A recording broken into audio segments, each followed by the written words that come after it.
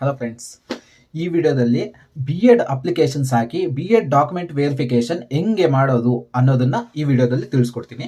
ಇವಾಗ ಆ್ಯಕ್ಚುಲಿ ಎಲ್ಲ ಇವಾಗ ಡಿಗ್ರಿ ಮುಗಿಸಿರೋರಾಗಿರ್ಬೋದು, ಇಲ್ಲ ಈ MSc ಪೋಸ್ಟ್ ಗ್ರಾಜುಯೇಷನ್ ಮುಗಿಸಿರೋರು ಬಿ ಎಡ್ಗೆ ಅಪ್ಲಿಕೇಶನ್ ಹಾಕಿರ್ತೀರ. ಆನ್ಲೈನಲ್ಲಿ ಅಪ್ಲಿಕೇಶನ್ ಹಾಕಬೇಕಾದ್ರೆ ಜಸ್ಟ್ ಅಪ್ಲೋಡ್ ಮಾಡೋರು ಸೈಬರಲ್ಲಿ ಮಾಡಿದರೆ 6th ಸೆಮ್ ಮಾರ್ಕ್ಸ್ ಕಾರ್ಡ್ ಮಾತ್ರ ಹಾಕಿರ್ತಾರೆ. ಇನ್ನೊಂದು ಕ್ಯಾಸ್ಟ್ ಇನ್ಕಮ್ ಹಾಕಿರಲ್ಲ. ಜಸ್ಟ್ ಇವಾಗ ST SC ಆಗಿದ್ರೆ ಜಸ್ಟ್ ST SC, OBC ಆಗಿದ್ರೆ OBC ಅಂತ ಹಾಕಿ ಬಿಟ್ಬಿಟ್ಟಿರ್ತಾರೆ.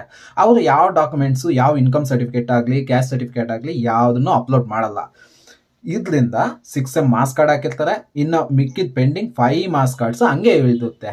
ಅದನ್ನ ಯಾರು ಅವರು ಅಪ್ಲೋಡ್ ಮಾಡಿರಲ್ಲ ಸೈಬರ್ ಅವರು. ನಾವು ಡಾಕ್ಯುಮೆಂಟ್ ವೆರಿಫಿಕೇಶನ್ ಅಂದರೆ ಏನು ಅನ್ಕೊಂತೀವಿ, ಜಸ್ಟ್ ಅಲ್ಲಿ ಹೋಗ್ಬೇಕು, ಅಲ್ಲಿ ಡೇಟ್ ಹತ್ರ ನಾವು ಹೋಗ್ಬಿಟ್ಟು ಜಸ್ಟ್ ಒರಿಜಿನಲ್ ಮಾರ್ಕ್ಸ್ ಕಾರ್ಡ್ಸ್ ಇದ್ರೆ ಅವರು ಅಪ್ಲೋಡ್ ಮಾಡಿಕೊಡ್ತಾರೆ. ಜಸ್ಟ್ ವೆರಿಫಿಕೇಶನ್ ಮಾಡಿ ನಮ್ಗೆ ಕೈಗೆ ಕೊಡ್ತಾರೆ, ನಮ್ದು ವೆರಿಫಿಕೇಶನ್ ಕಂಪ್ಲೀಟ್ ಆಯಿತು ಅಂತ ನಾವು ಅನ್ಕೊಂತೀವಿ. ಬಟ್ ಆ ಥರ ಅಲ್ಲ, ಅಲ್ಲಿರೋರು ಪ್ರೊಸೀಜರೇ ಬೇರೆ ಇದೆ.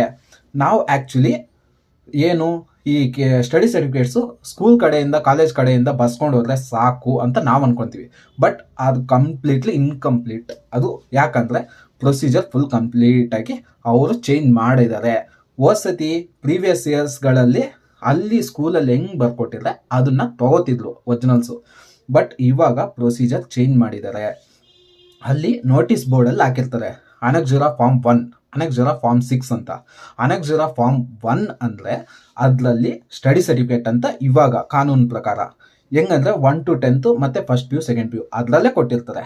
ನಾವು ಯಾವಾಗ ಸ್ಟಡಿ ಸರ್ಟಿಫಿಕೇಟ್ ಬರ್ಸಿರ್ತೀವಲ್ಲ ಕಾಲೇಜ್ ಕಡೆ ಮತ್ತು ಸ್ಕೂಲ್ ಕಡೆಯಿಂದ, ಅದೇ ಸೇಮ್ ಸ್ಕೂಲ್ಗೆ ಹೋಗ್ಬೇಕು, ಸೇಮ್ ಕಾಲೇಜ್ ಹತ್ರ ನಾವು ಯಾವ ಇಯರ್ ಇಂದ ಸ್ಟಾರ್ಟ್ ಮಾಡಿದ್ದೀವಿ, ಯಾವ ಇಯರ್ ತನಕ ಓದಿದ್ವಿ ಒಂದು ಸ್ಕೂಲಲ್ಲಿ ಅಂತ ನಾವು ಅಲ್ಲೇ ಕಂಪ್ಲೀಟಾಗಿ ಬರೆದುಬಿಟ್ಟು ಅಲ್ಲಿ ಸೀಲು ಸಿಗ್ನೇಚರ್ ಮಾಡಿಸ್ಕೋಬೇಕು ಪ್ರಿನ್ಸಿಪಲ್ ಹತ್ರ.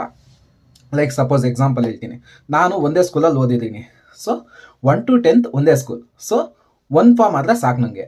ಅನಕ್ಷರ 1 ಇರುತ್ತಲ್ಲ, ಆ ಫಾರ್ಮಲ್ಲಿ ಒಂದೇ ಫಾರ್ಮಲ್ಲಿ 1 to 10th ಕಂಪ್ಲೀಟಾಗಿ ನಾನು ಯಾವಾಗ ಸ್ಟಾರ್ಟ್ ಮಾಡಿದ್ದು, ಯಾವಾಗ ಎಂಡ್ ಮಾಡಿದೆ ಅಂತ ಕಂಪ್ಲೀಟಾಗಿ ಬರೆದುಬಿಟ್ಟು ಅದರಲ್ಲಿ ಸೀಲು ಸಿಗ್ನೇಚರ್ ಪ್ರಿನ್ಸಿಪಲ್ ಕಡೆಯಿಂದ ಹಾಕ್ಸ್ಬಿಟ್ಟು ಕೊಟ್ಟರೆ ನಂದು ಮುಗ್ದೋಗುತ್ತೆ.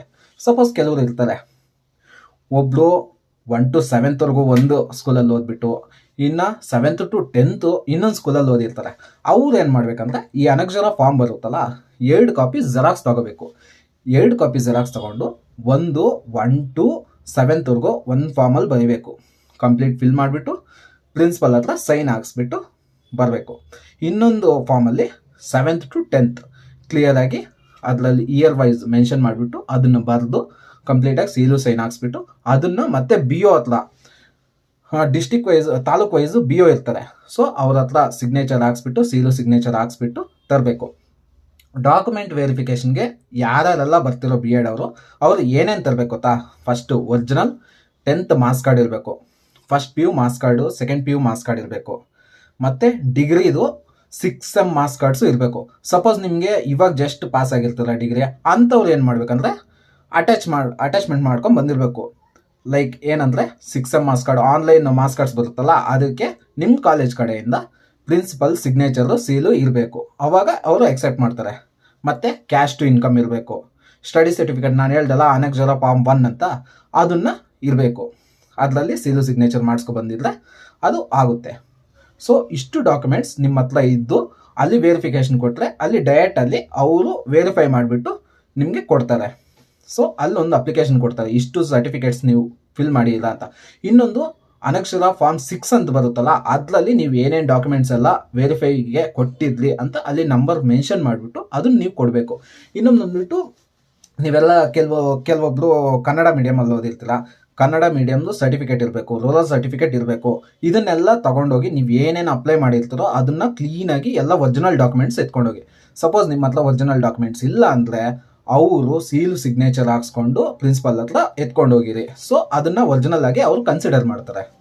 ಸೊ ನೀವು ಮಾಡಬೇಕಾಗಿರೋದು ಇಷ್ಟು ಕ್ಲೀನಾಗಿ ಡಾಕ್ಯುಮೆಂಟ್ಸ್ ಎತ್ಕೊಂಡೋಗಿ. ಇದನ್ನೆಲ್ಲ ಅನಕ್ಷರ ಫಾರ್ಮ್ ಅದು ನಿಮ್ಗೆ ಬೇಕಂದರೆ PDF ಲಾಸ್ಟಲ್ಲಿ ಡಿಸ್ಕ್ರಿಪ್ಷನಲ್ಲಿ ಕೊಟ್ಟಿರ್ತೀನಿ. ಓಕೆ, ಬಾಯ್.